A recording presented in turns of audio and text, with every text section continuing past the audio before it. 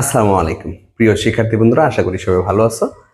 সামষ্টিক অর্থনীতির গুরুত্বপূর্ণ একটি প্রসঙ্গে তোমাদের সামনে হাজির হয়েছি। মুদ্রাস্ফীতি নিয়ন্ত্রণে রাজস্ব নীতি হিসাবে কর হার ও ভর্তুকির প্রভাব চিত্রে ব্যাখ্যা করো। মুদ্রাস্ফীতি নিয়ন্ত্রণে রাজস্ব নীতি হিসাবে কর হার ও ভর্তুকির প্রভাব চিত্রে ব্যাখ্যা করো। তাহলে শুরুতে আমরা যাই, রাজস্ব নীতিটা কি আসলে? সরকারের আয় ব্যয় এবং ঋণ সংক্রান্ত নীতিকে রাজস্ব নীতি বলা হয়। সহজ হিসাব, সরকারের আয় ব্যয় এবং ঋণ সংক্রান্ত নীতিকে রাজস্ব নীতি বলা হয়। কি বলছি? সরকারের আয় ব্যয় এবং ঋণ সংক্রান্ত নীতিকে রাজস্ব নীতি বলা হয়। মুদ্রাস্ফীতি নিয়ন্ত্রণে রাজস্ব নীতি রাজস্ব নীতি হিসেবে কর হার এবং ভর্তুকির উপর চিত্র ব্যাখ্যা করো। মুদ্রাস্ফীতি নিয়ন্ত্রণ, মুদ্রাস্ফীতি মানে কি? অর্থের পরিমাণ বেড়ে যাওয়া, দ্রব্যের দাম বেড়ে যাওয়া। অর্থের পরিমাণ বেড়ে যাবে, দ্রব্যের দাম বেড়ে যাবে, মুদ্রাস্ফীতি দেখা দেবে, তাই না? তাহলে এখন মুদ্রাস্ফীতি নিয়ন্ত্রণ করতে হবে, অর্থাৎ অর্থের পরিমাণটা কমাতে হবে। এবং অর্থের পরিমাণ কমাবো কিভাবে? এই বিষয়ের সাহায্যে, কর হার এবং ভর্তুকির সাহায্যে। ওকে, তাহলে আমরা একটু ব্যাখ্যা দিই যে মুদ্রাস্ফীতি নিয়ন্ত্রণে কর হারের প্রভাব। আমরা শুরুতে লিখে নিব মুদ্রাস্ফীতি নিয়ন্ত্রণে কর হারের প্রভাব।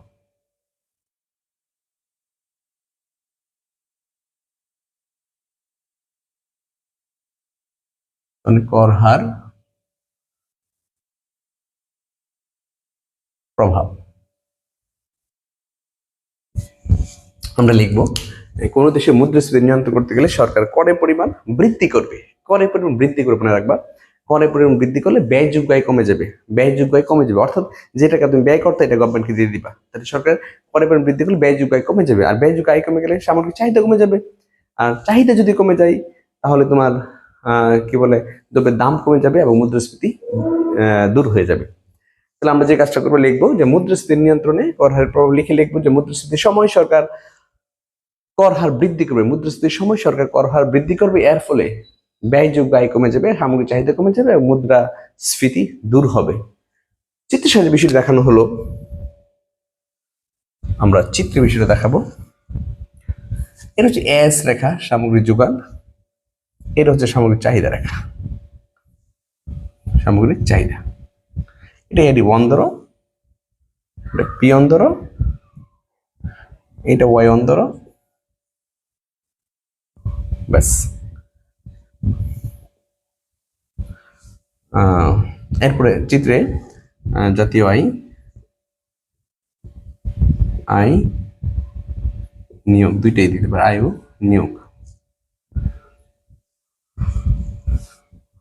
আয় ও নিয়োগ বা উৎপাদন স্তর,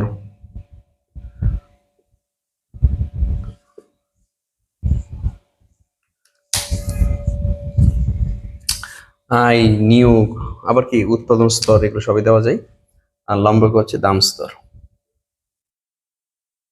ঠিক আছে, আচ্ছা। চিত্রের ভূমিকে জাতীয় আয় নিয়োগ বা উৎপাদন স্তর নির্দেশ করা হলো, লম্বকের দাম স্তর নির্দেশ করা হলো।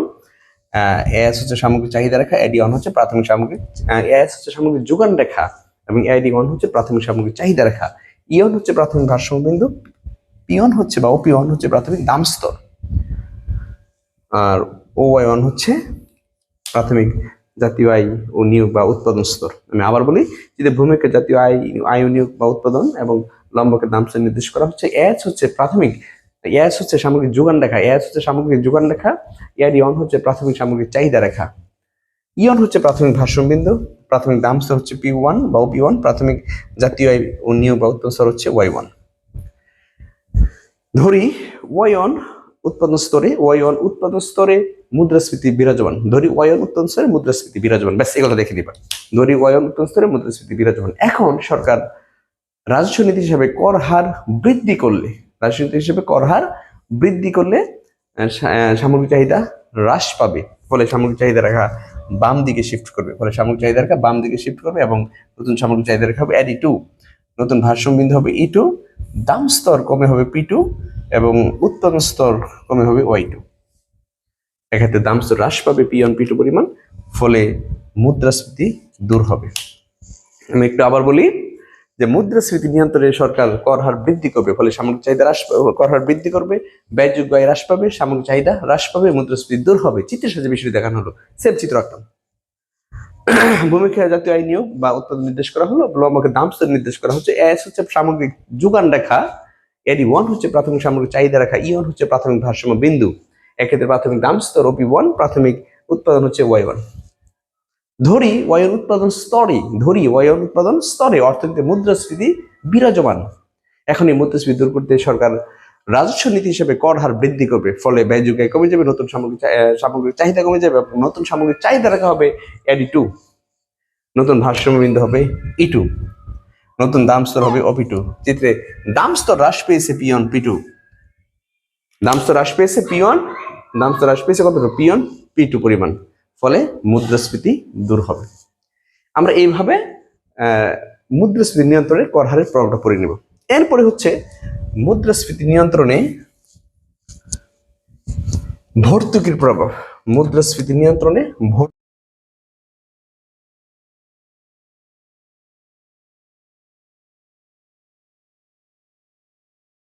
প্রভাব।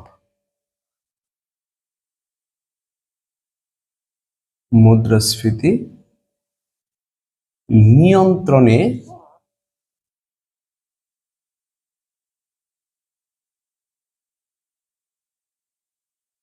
ভর্তুকির প্রভাব। আমরা লিখবো মুদ্রাস্ফীতি নিয়ন্ত্রণে সরকার ভর্তুকি বৃদ্ধি করে। মুদ্রাস্ফীতি দেখা দিচ্ছে, এখন সরকার ভর্তুকি যদি বৃদ্ধি করে তাহলে তোমার সরকার ব্যয় বেড়ে যাবে, উৎপাদন খরচ কমে। ভর্তুকি যদি সরকার যদি ভর্তুকি দেয় তাহলে উৎপাদন খরচ কমে যায়, আর উৎপাদন খরচ কমে গেলে তোমার দাম কমে যাবে, আর দাম কমে গেলে মুদ্রাস্ফীতি দূর হবে। তা আমরা লিখবো যে মুদ্রাস্ফীতি নিয়ন্ত্রণে সরকার রাজস্ব নীতি হিসেবে ভর্তুকি, মুদ্রাস্ফীতি নিয়ন্ত্রণে সরকার রাজস্ব নীতি হিসেবে ভর্তুকি বৃদ্ধি করে, ভর্তুকি বৃদ্ধি করে। আর ভর্তুকি বৃদ্ধি করলে উপকরণ ব্যয়, উৎপাদন ব্যয় হ্রাস পাবে, উৎপাদন ব্যয় হ্রাস পাবে, দ্রব্যের দাম হ্রাস পাবে এবং মুদ্রাস্ফীতি দূর হবে। চিত্রের সাহায্যে বিষয়টি দেখানো হলো। এটা হচ্ছে এস রেখা, এটা হচ্ছে এডি রেখা। S1 দিয়ে এটা প্রাথমিকটা, Y1 Y P1 X P1। এখানে আপনি দেখতে পারো যে আয় স্তর বা উৎপাদন স্তর, আয় স্তর বা উৎপাদন স্তর, লম্বক হচ্ছে দাম স্তর। চিত্রের ভূমি অক্ষে আয় স্তর বা উৎপাদন স্তর, চিত্রের ভূমি অক্ষে আয় স্তর বা উৎপাদন স্তর এবং লম্বকে দাম স্তর নির্দেশ করা হলো। এডি হচ্ছে সামগ্রিক চাহিদা রেখা, এডি হচ্ছে সামগ্রিক চাহিদা রেখা, S1 হচ্ছে প্রাথমিক সামগ্রিক যোগান রেখা, এডি হচ্ছে সামগ্রিক চাহিদা রেখা, S1 হচ্ছে প্রাথমিক সামগ্রিক যোগান রেখা, E1 হচ্ছে প্রাথমিক ভারসাম্য বিন্দু, আর OP1 হচ্ছে প্রাথমিক দাম স্তর, Y1 হচ্ছে আয় স্তর বা উৎপাদন স্তর। ধরি Y1 আয় স্তরে দেশে মুদ্রাস্ফীতি বিরাজমান। এখন সরকার মুদ্রাস্ফীতি দূরীকরণে ভর্তুকি বৃদ্ধি করলে উপকরণ ব্যয় হ্রাস পাবে, উপকরণ ব্যয় হ্রাস পাবে, ফলে দ্রব্যের সামগ্রিক যোগান বেড়ে যাবে এবং S1 রেখা ডান দিকে স্থানান্তরিত হয়ে S2 হবে, ডান দিকে স্থানান্তরিত হয়ে S2 হবে। এক্ষেত্রে দাম স্তর কমে OP2 হবে এবং উৎপাদন স্তর বা আয় স্তর বৃদ্ধি পেয়ে Y2 হবে। দাম স্তর হ্রাস পেয়েছে চিত্রে P1 P2 পরিমাণ। এইভাবে দাম স্তর হ্রাস পেয়েছে P1 P2 পরিমাণ, অর্থাৎ মুদ্রাস্ফীতি দূর হয়েছে P1 P2 পরিমাণ। তো এইভাবে মুদ্রাস্ফীতি নিয়ন্ত্রণে সরকার ভর্তুকি বৃদ্ধি করতে পারে। আমি আবার একটু বলি, মুদ্রাস্ফীতি নিয়ন্ত্রণে সরকার ভর্তুকি বৃদ্ধি করে, ভর্তুকি বাড়ায় দেয়। ভর্তুকি বৃদ্ধি করলে উপকরণ ব্যয় হ্রাস পায়, সামগ্রিক যোগান বৃদ্ধি পায়, দাম স্তর কমে যায় এবং মুদ্রাস্ফীতি দূর হয়। চিত্রের সাহায্যে বিষয়টি ব্যাখ্যা করা হলো। চিত্র একবার ভূমিকা আয় স্তর উৎপাদন স্তর, আয় স্তর বা উৎপাদন স্তর এবং লম্বকে দাম স্তর নির্দেশ করা হলো। এটি হলো সামগ্রিক চাহিদা রেখা, S1 হচ্ছে প্রাথমিক সামগ্রিক যোগান রেখা, রেখা দুটি পরস্পর E1 বিন্দু সেট করা, E1 হচ্ছে ভারসাম্য বিন্দু। এক্ষেত্রে প্রাথমিক দাম স্তর P1, প্রাথমিক আয় স্তর বা উৎপাদন স্তর হচ্ছে Y1। এখন সামগ্রিক যোগান হ্রাস পেলে, এখন ধরি Y1 আয় স্তরে দেশে মুদ্রাস্ফীতি বিরাজমান। এখন এই মুদ্রাস্ফীতি হ্রাস করতে সরকার ভর্তুকি বৃদ্ধি করবে। এর ফলে উপকরণ ব্যয় কমে যাবে, উৎপাদন ব্যয় কমে যাবে এবং S1 রেখা ডান দিকে স্থানান্তরিত হয়ে S2 হবে, ফলে নতুন ভারসাম্য বিন্দু হবে E2, নতুন ভারসাম্য বিন্দু হবে E2, নতুন দাম স্তর হবে OP2, নতুন আয় স্তর বা উৎপাদন স্তর হবে Y2। চিত্রে দাম স্তর হ্রাস পেয়েছে P1 P2 পরিমাণ, ফলে মুদ্রাস্ফীতি দূর হয়েছে P1 P2 পরিমাণ। এইভাবে মুদ্রাস্ফীতি দূর হয় তোমার ভর্তুকি প্রদানের মাধ্যমে, অর্থাৎ মুদ্রাস্ফীতি দূরীকরণে রাজস্ব নীতি প্রভাব হিসেবে ভর্তুকি এভাবে অবদান রাখতে পারে। আশা করি সবাই বুঝতে পেরেছেন। আমার কাজ যদি ভালো লাগে তুমি তো বন্ধু বান্ধব সবাইকে অনলাইন ক্লাসের বিষয়ে শেয়ার করো। ভালো থাকো, সুস্থ থাকো। আসসালামু আলাইকুম।